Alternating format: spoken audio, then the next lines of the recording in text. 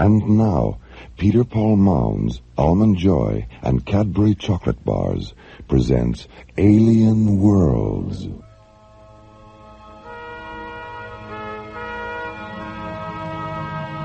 Slowly rotating at the edge of deep space, 1,000 kilometers beyond the atmosphere of 21st century Earth, is the Arthur C. Clarke Astronomical Observatory, Starlab.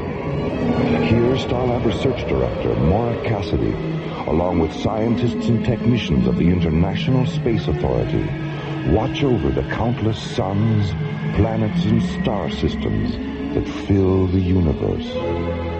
This week, Space Exploration Team Captains John Graydon and Buddy Griff are hurled from the outer boundaries of space into the subatomic light and shadow of a world within a world, as the Infinity Factor Part 1 embraces the threshold of the unknown on Alien Worlds.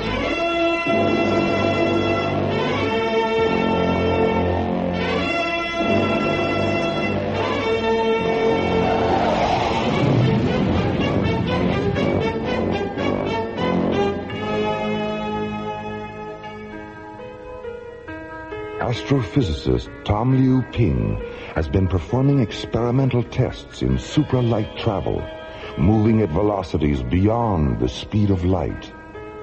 The final step in a series of tests is now at hand. A specially modified ISA Delta Series craft, the Hyperion, will be piloted by John Graydon and Buddy Griff at speeds traveled before only by an infinity of light. Control. This is Tom routing aboard Hyperion. This is Starlab. Go ahead, Hyperion. I just arrested Timmy and 3 a little behind schedule. Jay, I've got a revised ETA. Any problem, Tom? No problems, just a delay in getting launch credits. What's your new ETA, Tom? 15 minutes, 29 seconds. Roger. I copy 15 plus 29er. Your docking orbit insertion coordinates are 614 at subvector Alpha, docking bay 3. Starlab, clear. Roger, Starlab. Hyperion clear.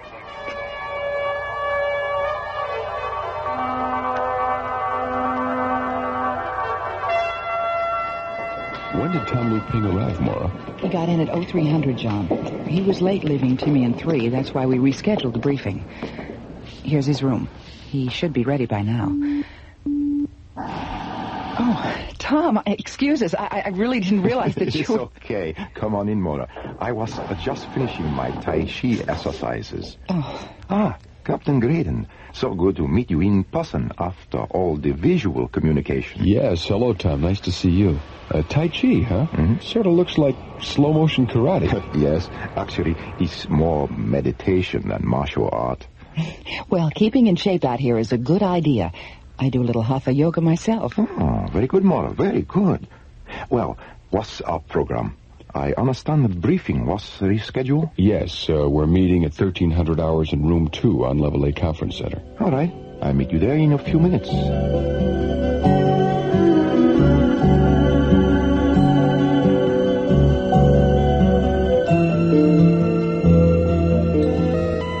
This diagram on screen 6 shows the final modifications we've made on the Hyperion's drive system. Well, it looks like you've practically rebuilt the entire Delta Series propulsion system. Yes, that's right, buddy. But the key to super-right velocity is the ion drive we've installed just behind the Starsmith Parsec accelerator. What effect will superlight warp-through have on our communication systems? In my preliminary tests, I experienced plasma sheath buildup that caused a temporary communications blackout. Is there any way we can avoid the blackout? No. But even though our telemetry signals will be delayed, when we reach super-light speed, you'll be able to monitor our shadow image on the screen. But remember, the scanning brief will show where we were, not where we are. At warp speed, we'll actually surpass the frequency right. Any final questions? No, let's go. Okay. Buddy, John, Let's get our gear and prepare to launch.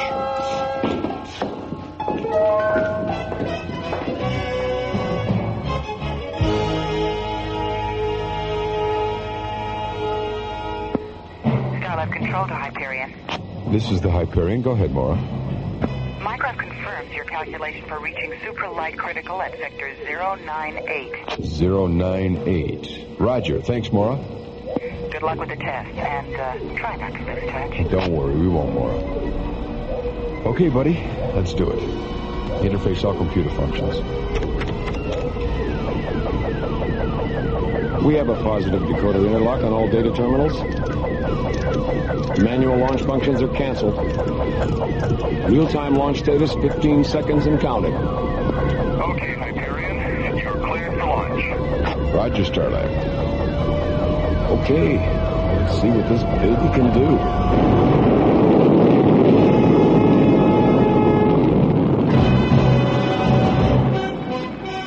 Alien Worlds will continue.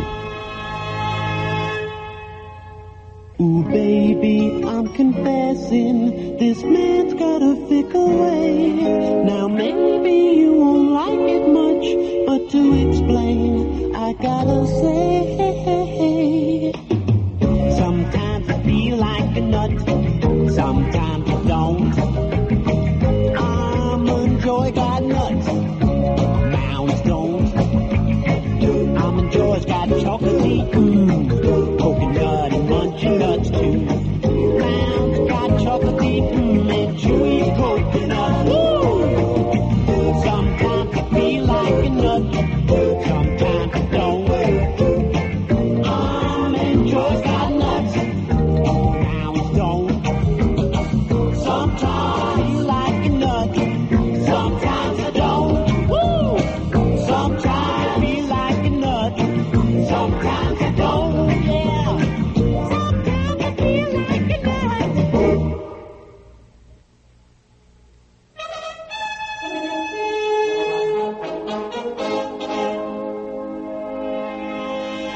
Alien Worlds continues.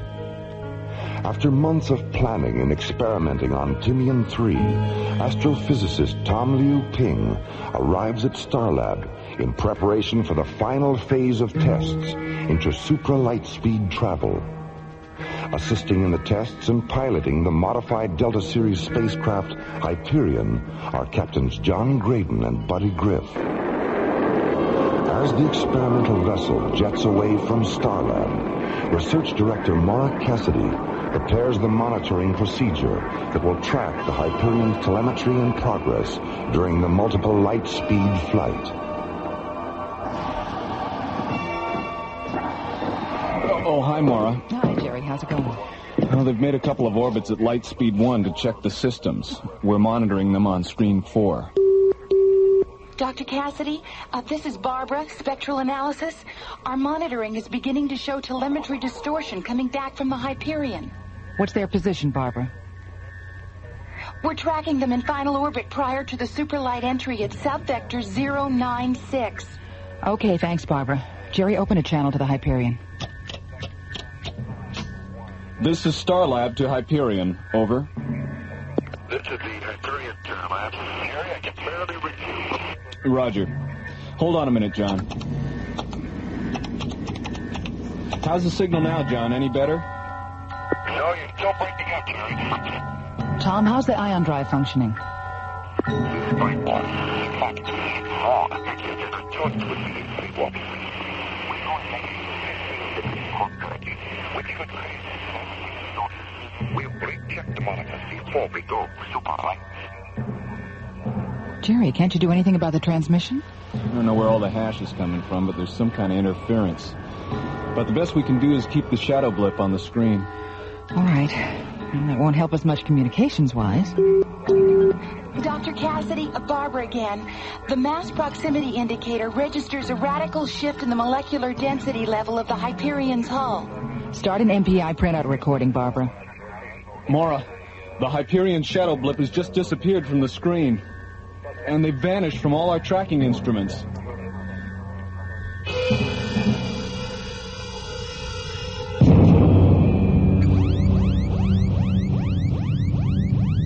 Geez, what kind of light show was that? Scanners indicate we've walked through some kind of photon barrier. Damage report, buddy. Well, the surge buffers between the ion drive and the parsec accelerator have shifted 110 degrees out of phase. And we've got heavy vibration and thermal overload on engine number 2. Reduce power, buddy.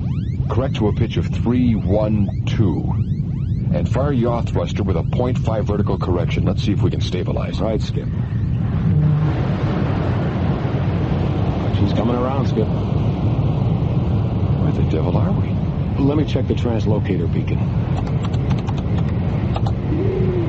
That's pretty strange. What is it, buddy? The beacon draws a blank. And celestial guidance doesn't respond either. It's as if we were in completely uncharted space. Try a long-range scan. I don't think that would be necessary. You'll find an Earth atmosphere planet at vector 659 Mach 5. Where did you come up with those coordinates? I can't tell you more than that. Trust me. Program the coordinates and you'll see. Listen, Tom. If you know something we don't, you'd better come up with it right now. It wasn't supposed to happen like this. Tom, out with it. Yeah, come on, man. All right. About 6 months ago, I made a breakthrough in my experiments. What kind of a breakthrough? I discovered a parallel universe during my first super-right walkthrough test in Delta 5. Oh, terrific. Is that where we are now? Yes. What about the planet you just mentioned? It's a water world called Asakusha. The people of the planet live on 2 islands. I made contact with one of the islands called Adusa. What I found was a world out of balance. Out of balance? What do you mean? The Sakushans had an ion generator that kept the people of the planet in balance, physically and emotionally. They regarded this generator as some kind of holy shrine. It's a 2-piece interlocking cylinder called the Altar of Light and Dark. So what caused the imbalance? The people from the other island, Kudor, broke into the shrine 2 years ago and stole half of the altar. As a result, the ion level of the atmosphere has shifted. This shift caused the people of Adusa to become weak and passive, while those of Kudor become strong and aggressive. How did you get involved? Why did you get involved? It was my intention to return to the planet after we had completed these tests and leave my ion generator with the people of Adusa so they could restore their physical and emotional balance. But now that the generator seems to have malfunctioned, I don't know what to do.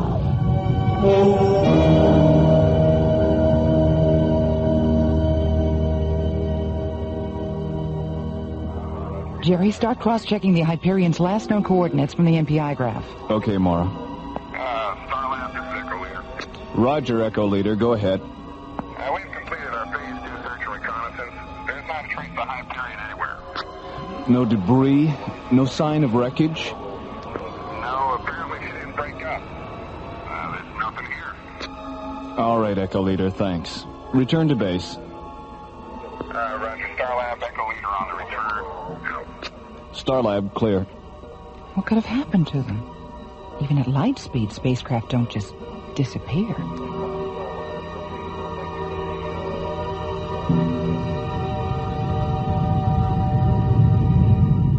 Buddy, how's number 2 engine holding up? Thermal overload is critical, Skip.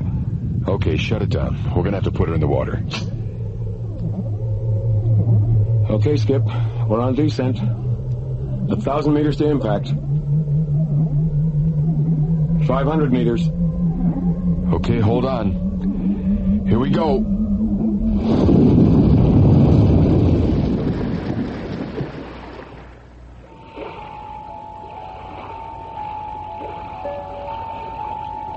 Oh, my head. Are you okay, buddy? Yeah, I'll be okay. Just give me a couple of minutes.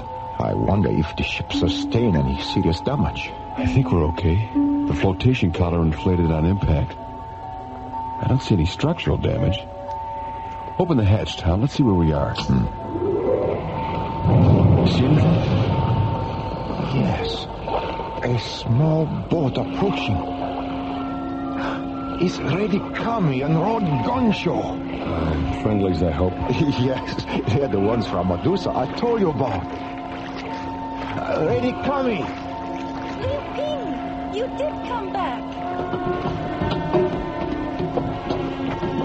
Thank God you found us, and not the raiders of Kudor. You brought others. Yes, Rod Gunshaw. This here is John Graydon. Hello. And Buddy Griff. Pleased to meet you. You come with us. We take you to Adusa.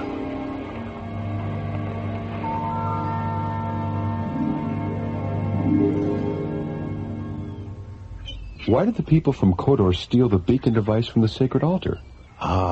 Warlord Heiko sought to gain control over the two islands. To him, possession of the altar represented ultimate power, but he did not realize the far-reaching effect this would have. With each new tide, his people grew more hostile and aggressive. That is why the two halves of the shrine must be restored. If not, all the people on Sukusha will eventually die because of this imbalance. Will you help us with this task? Buddy, what do you think? Well, we're here. We might as well see what we can do. All right, then. Looks like we're going to Kodor. Where is Kodor? It is 26 miles across the sea. The Four Preps of 1958. What does he mean? Never mind. It's just Buddy's way of breaking the tension.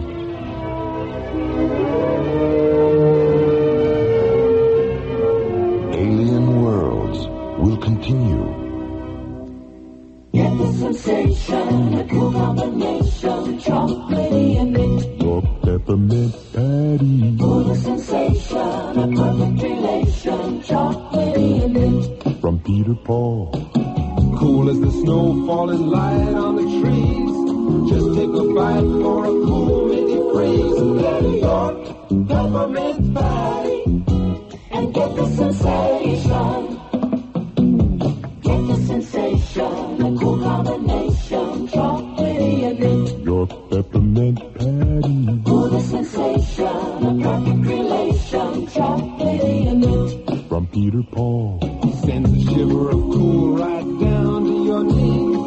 After one taste, you just gotta say please. I want a York peppermint patty to get the sensation. Get the sensation. Your peppermint patty. Get the sensation.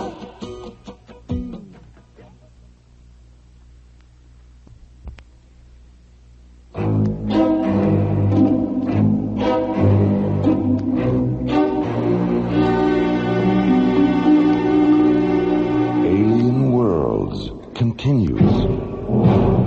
Orbiting above the emerald green water world of Sukusha, the Hyperion develops an engine malfunction, forcing John Graydon to ditch the ship in the sea.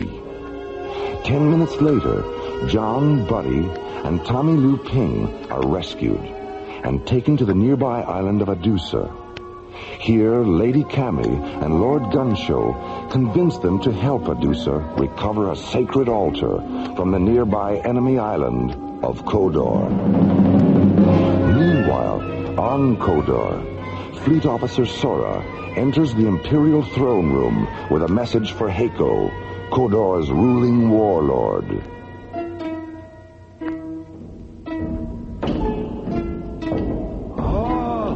Lord Heiko, alien skyship, fallen waters near Adusa. Oh, skyship? Oh, come now, Sora. You know that such things exist only in legend. Oh, perhaps you have had a vision. Then it is vision I not see alone. Every watchtower on windward side of Kodor see also. Shared visions are not uncommon, Sora. Aye? Have you consulted the Oracle for an explanation of this phenomenon? I need not consult Oracle, my lord. I need only consult telescope. Sky ships still float in waters near Adusa. Not possible. Step to window, my lord. You see. Here, take telescope. How they do it, Sora? My lord? Gansho and the Red Kami. How is it that they have the power to call the sky gods into their service? How I should know, Lord Heiko. What do you mean, how I should know? You better find out. I want to contact our spies on Adusa. I want to know who those intruders are. And I want to know before night tide. Lord Heiko.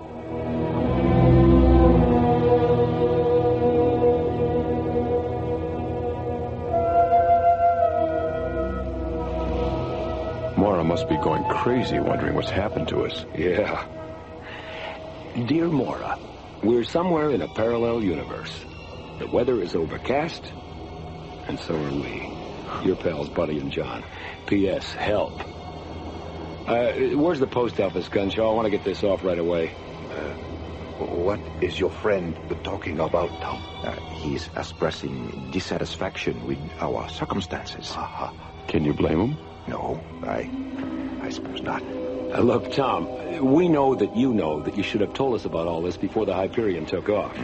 So we're not going to get too upset right now. But when we get back to Starlab, if we ever do, you'd better be prepared to run for your life. All right? All right. And thanks. Our ship is ready, my lord Gansho. Wait a minute. I don't mind sailing into the Valley of the Shadow of Death, but not in broad daylight. The sun sets quickly on twilight afternoons like these, Buddy. It will be dark long before we sail. Cross your heart? My heart? That's just Buddy's way of asking for reassurance, Cammy. Oh. Yes, Buddy. Cross my heart. Tom, where's the equipment you brought ashore from the Hyperion? Over here, John.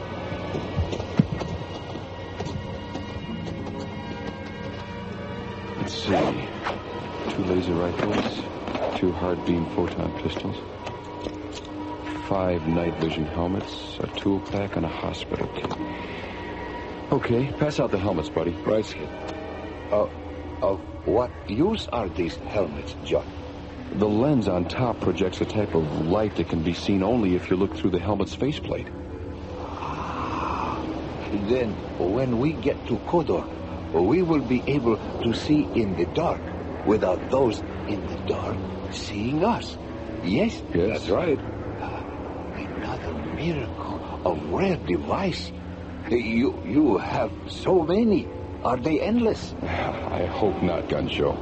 We're going to need every miracle we can get our hands on before this is over. The night tide cycle is beginning, my lord Gansho. Yes. Yes, it is time we sailed. Have you told Kiatsu where we are going? Yes. He's been aboard the ship all afternoon charting our course. Who is Kiatsu? He is our helmsman and navigator, Tom. He knows these waters better than anyone on Adusa. Okay, let's get going.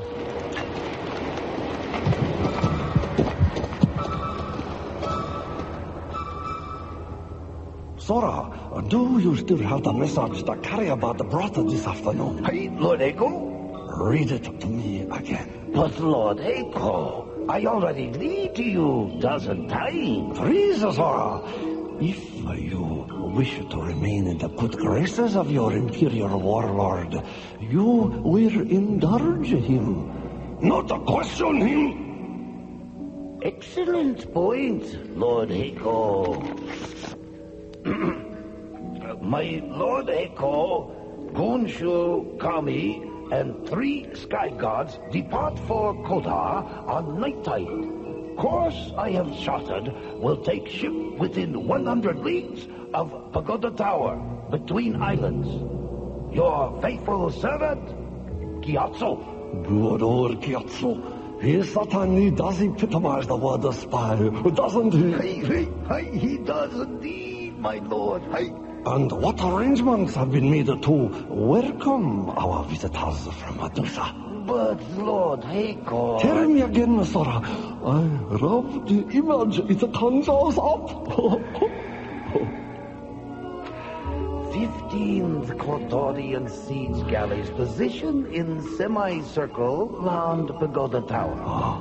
When Gyatso sail past tower, circle will close, and Gonshu, Kami, and Sky Gods will be taken prisoner. Oh, you certainly have a way with the words, Sora. Aye, thank you, Lord Heiko. By the way, what you plan to do with them after their capture? We'll try to persuade the Sky Gods to give us the secrets of their power. Aye? And if they not easily persuaded? Then we will simply feed them to the cannibal eels. And when no trace of them remains, we will tell ourselves they never existed. After all, Sora, life must go on.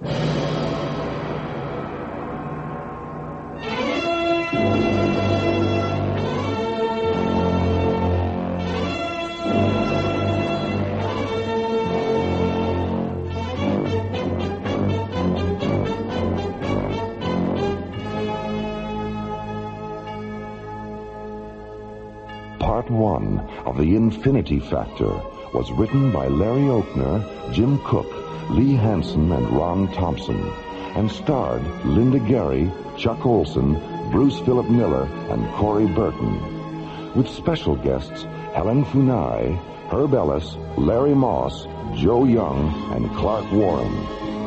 Associate producer Ron Thompson, music director Tom Rounds, engineer Stu Jacobs, assistant to the producer, Jim Cook. Technical consultant, Peter Sky. Alien Worlds was created, produced, and directed by Lee Hansen and is distributed by Watermark Incorporated. And so until next week, this is Roger Dressler, inviting you to join us for the conclusion of The Infinity Factor from the elsewhere and elsewhen of Alien Worlds.